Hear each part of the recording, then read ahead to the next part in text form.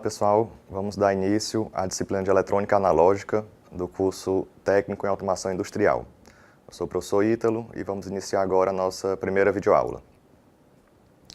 Nessa primeira aula, vamos falar um pouco sobre a eletrônica, alguns conceitos, definições.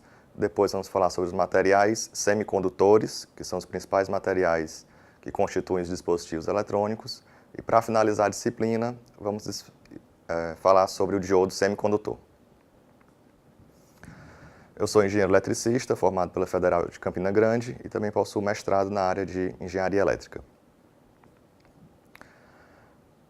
A importância da eletrônica na automação industrial se deve aos dispositivos que estão presentes no chão da fábrica, como sensores e atuadores. Então, para um técnico em automação industrial ter uma melhor compreensão do funcionamento desses dispositivos, é fundamental o conhecimento dos princípios da eletrônica. O objetivo dessa disciplina é conhecer o funcionamento dos circuitos eletrônicos com diodos e transistores bipolares de junção, para aplicações eletrônicas de controle e automação. A eletrônica está presente no nosso cotidiano em vários dispositivos, e na indústria não é diferente. Nas últimas décadas, o aumento da produtividade se deve principalmente ao desenvolvimento dessa área na indústria. A eletrônica pode ser dividida em duas áreas, a eletrônica analógica e a eletrônica digital. A eletrônica analógica trabalha com tensões e correntes contínuas ao longo do tempo. A eletrônica digital trabalha com níveis de tensão discretos, entre 0 e 1. Exemplo de eletrônica digital são os CLPs, controladores lógicos programáveis, e os microcontroladores. Nessa disciplina, iremos focar nos componentes da eletrônica analógica, principalmente no diodo e no transistor. Os diodos e transistores são formados por material semicondutor. A condutividade é uma propriedade elétrica dos materiais, e de acordo com essa propriedade, os materiais podem ser divididos em materiais condutores, que permitem com facilidade a passagem de corrente elétrica, como o cobre, materiais isolantes, que possuem uma resistência elétrica muito alta, bloqueando a passagem de corrente elétrica, como a borracha e a madeira, e materiais semicondutores, que apresentam uma resistência elétrica intermediária, podendo apresentar características de condutores e isolantes. Os principais materiais semicondutores utilizados são o silício e o germânio. A corrente elétrica em um material semicondutor é possível devido à quebra de uma ligação covalente e consequente formação de elétrons livres e lacunas. Nessa imagem podemos ver um cristal de silício formado por 4 ligações covalentes entre os átomos de silício. Quando uma dessa ligação se quebra, libera um elétron livre e cria uma lacuna no cristal.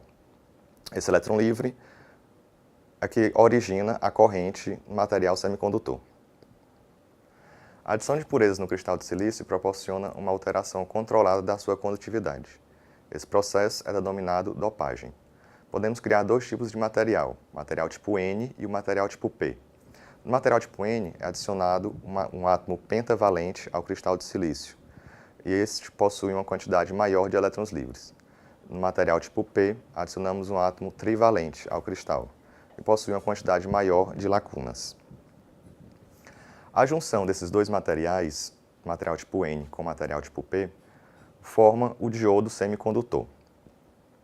Nesse exemplo, podemos ver, de um lado, o material tipo N e as suas lacunas, e do outro lado, o material tipo P com seus elétrons a mais.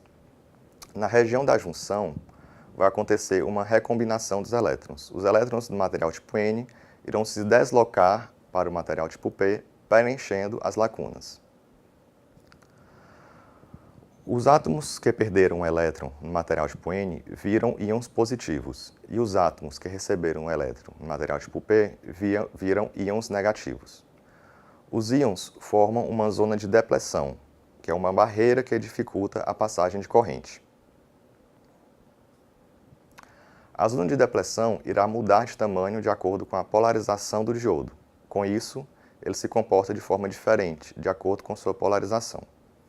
O símbolo que representa o diodo em diagrama de circuitos eletrônicos está mostrado na figura abaixo. O material tipo P é o lado do anodo e o material tipo N é o lado do cátodo.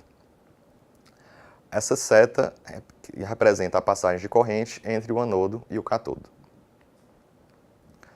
A polarização direta é aplicada uma diferença de potencial entre os seus terminais, sendo ligado o terminal positivo da fonte ao material tipo P e o terminal negativo ao material tipo N. Nessa configuração, o diodo permitirá a passagem de corrente.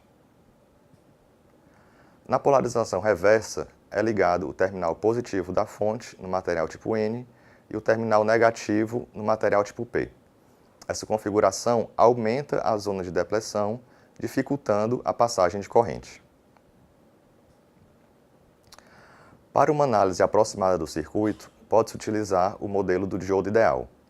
O diodo ideal funciona como uma chave fechada quando polarizada diretamente e uma chave aberta quando polarizada reversamente. Podemos visualizar na figura que quando o terminal positivo da fonte está ligado no terminal positivo do diodo, ele permite a passagem de corrente, se comportando como uma chave fechada. E quando o terminal positivo da fonte está ligado no terminal negativo do diodo, ele se comporta como uma chave aberta, não havendo passagem de corrente no circuito. Podemos ver na figura um diodo de baixa potência. Para identificar os seus terminais, a marcação cinza indica o lado do cátodo e o outro terminal é o lado do anodo. Por aqui encerramos nossa primeira videoaula. Qualquer dúvida, pode deixar a mensagem no fórum da disciplina, que entraremos em contato nas aulas presenciais também. Obrigado.